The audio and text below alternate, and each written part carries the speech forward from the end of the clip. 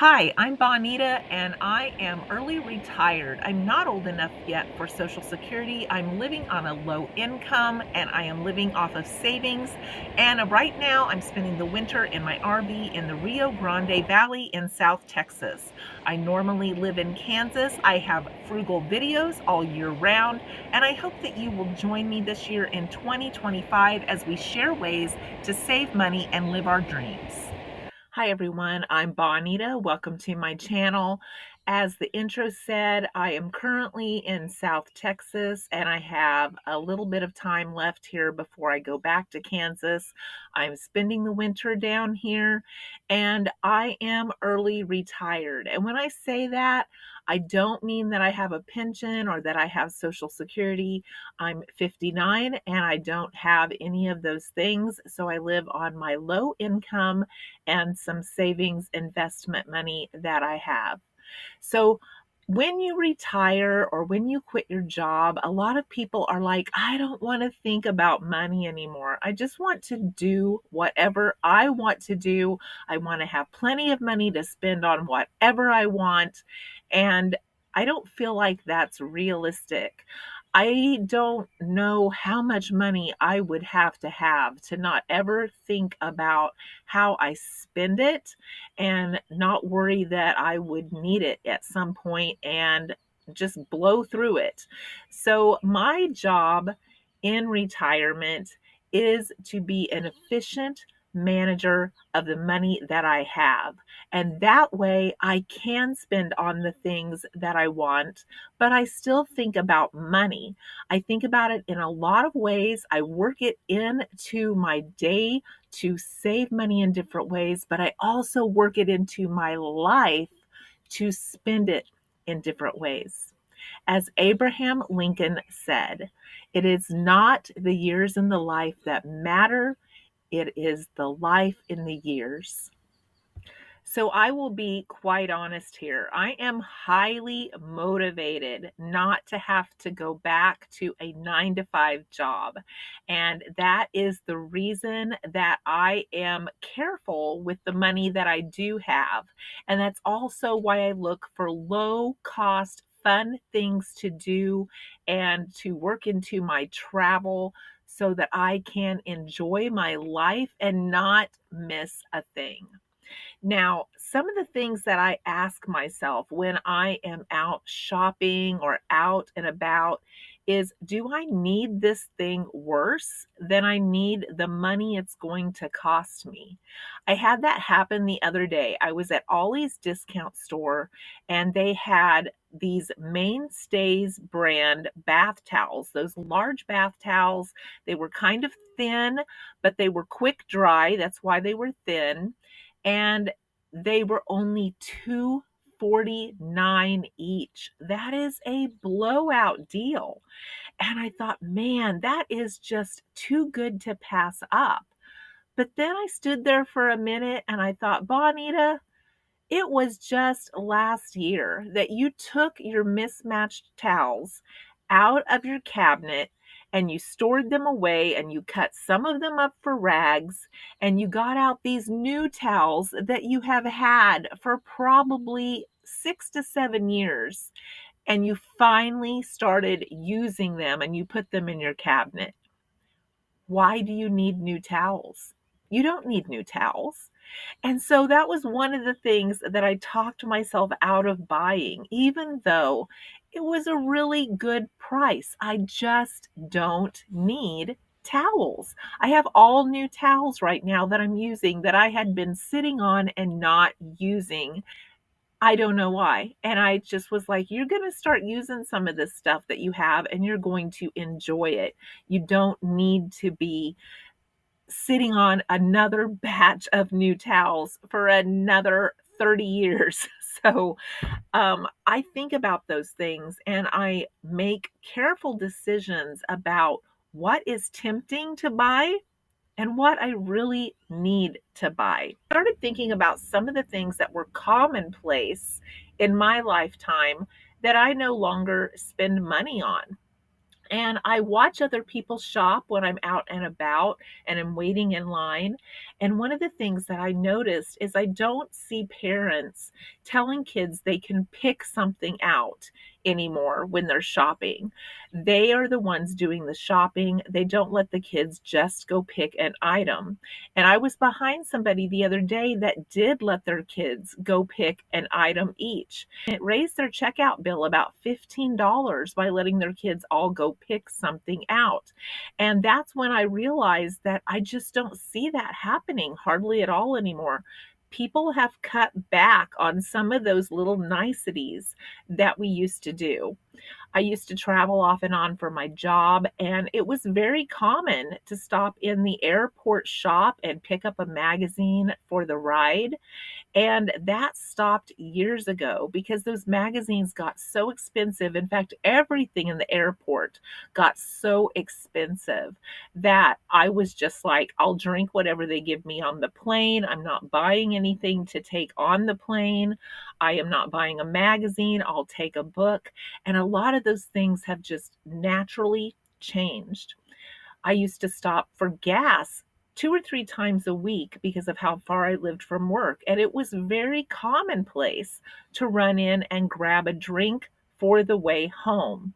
And I stopped doing that the last year and a half. I started carrying that water bottle, and I found that as long as I had something wet to drink, I didn't need something from the convenience store. And then I started thinking about how much money I had spent over the years from just casually grabbing that drink on the way home or on the way to work in the morning when I got gas, and that I had blown a lot of my money doing that, that I could have maybe even retired earlier with some of these little frivolous expenditures. Another thing was picking up something in that shopping line, picking up a drink or picking up a snack. I've never been one that picked up a snack in the shopping line, but I would pick up a drink. Many of you know I live an hour each way from the grocery store in Kansas. And so I would pick up a drink for the ride home after I grocery shopped. Never thought a thing about it. And when I decided I wanted to retire, I stopped doing those little things that I hadn't really thought about before. And then when I looked back, I realized how much money I had been spending on those little tiny purchases. And did I need them more than I needed the money? I didn't. Now I'm going to share with you a couple of the things that I did this week that saved me. Here is the best $12 I've ever spent. I bought this drying rack on Facebook Marketplace. Dryers at the laundromat are $1.75. So I'm down here for 12 weeks in the winter, and just adding up what I would have spent on the dryer was almost $25, and that stand cost me 12. I've used it both years that I've been down here. I use it when we go camping and I need to wash laundry.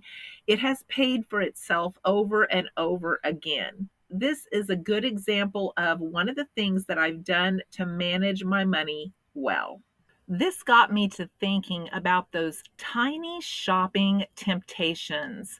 Some will add up to the point that they mess up our budget because we were purchasing things we were not planning on purchasing, things that we didn't need, and things that are just going to add up to the point that we might not be able to pay something that we needed to pay. I heard one of the frugal channels the other day talk about how they had to pay a late fee on their rent because they were like $9 short and couldn't come up with the $9. And this made me think about how these tiny amounts can be big enough when you add them together that they just wreck your budget. But then there are also tiny purchases that will save your budget and will make such a huge difference because you made the decision to buy these tiny purchases that are replacing something that would cost more. Let me give you an example.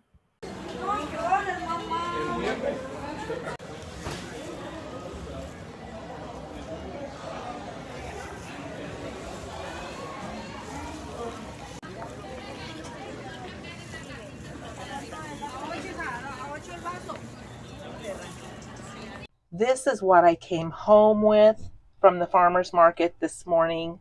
I have 10 large grapefruit for $4, green tomatoes for $1, red tomatoes for $1, a large head of cabbage for $1.50, and 3 huge onions for $1. So all of this cost me $4, $5, $6, $7, $8.50. I swear you could literally live on fruits and vegetables down here and save so much money. It is amazing. Listen to this guy that was telling me what he bought at the farmer's market this last week. Look at that watermelon, looks delicious. Yeah, I think that came down here about a cabbage, lettuce, watermelon, bananas, this, that. But a whole bunch of stuff, $9 only. What? $9? Yeah. Go to the store, it'd be like $29. Right. Right.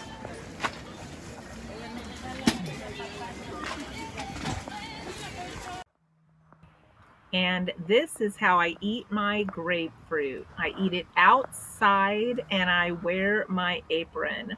My mother and father-in-law stopped by the other day when I was eating it like this, and I'm sure they thought she is crazy like a fox. So if you've never heard the old saying, crazy like a fox, it means someone that appears erratic on the surface, but is actually very clever and cunning. I do that so that I don't have to change my clothes. A lot of people won't eat grapefruit because it's messy, but this way I don't mess up my clothes. I eat it outside, it doesn't splatter all over the camper, and I can still wear my clothes. Because just like at home, if it's not hot and I don't do anything to get dirty, I don't wash my clothes every day. It's just not necessary. And I'm living in an RV. So why would I want to dirty more clothes than necessary? It says that crazy like a fox means the crazy behavior is to hide their shrewd intentions. It implies that their actions, while seemingly irrational, are actually calculated and strategic. And that's what I try to do with my money. I try to be crazy like a fox. And here's some of the crazy things I do to cut back on waste here in the camper since it's just me. This is a produce bag. I have an onion in the bottom. I gave it a good twist. I have a tomato in the top and another twist. And I've just been storing it like this. It hasn't affected the flavor or the condition of either one of them, but I saved myself a bag and I'm able to store both of them in the same little container. Another way that I don't miss out on using things that are packaged in my fridge, because when I pull this out, it reminds me I still have half of a tomato I need to get used. Some of the things that I cook in the camper are different than the ways that I make them at home. At home, I have 2 large sinks. It's much easier to do dishes. I also have a very large oven. This one doesn't cook as evenly as I would like at times, but there are some things that I pick up during the year at home that are a really good buy to stock in the camper. So this next recipe I'm going to show you is made with a can of chicken, and I normally don't buy that at home. The camper smells wonderful. I have my little 2.5 quart crock pot going. I put in a can of this premium white chicken that I got at Ollie's for $2.49. And I put in the 2 cups of chicken broth that I made earlier in my little pan on the stove from 1 breastbone. And then I added parsley, I added orange peppers that needed used up, celery from my garden right outside, and onion. And then when this gets hot, I'm going to add about a cup of rice, and I'm going to make some delicious chicken and rice, and this will make 4 servings. So just by cooking in my camper and drying my clothes, it leaves money for me to do other inexpensive, fun things that don't seem like they would be inexpensive. I hope you enjoy this next clip of some of the fun things I did this week, and I hope you'll join me in the next video and give me a thumbs